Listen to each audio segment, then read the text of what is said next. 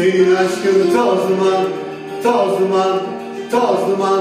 Nereden baksan korkutan, solduran, donduran bir şey. Senin aşkın toz duman, toz duman, toz duman. Ben yanacağım sonsuza kadar.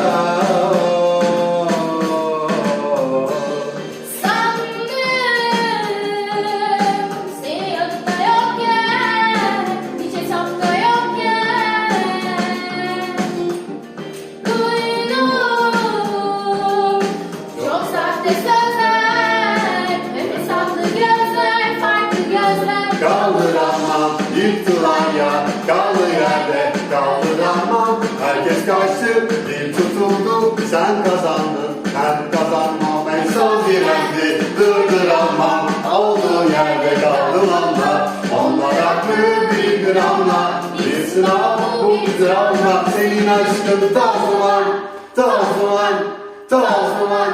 Nereden baksan korkutan, solduran, donduran bir şey. Senin aşkın toz duman, toz duman, toz duman. Ben yanacağım sonsuz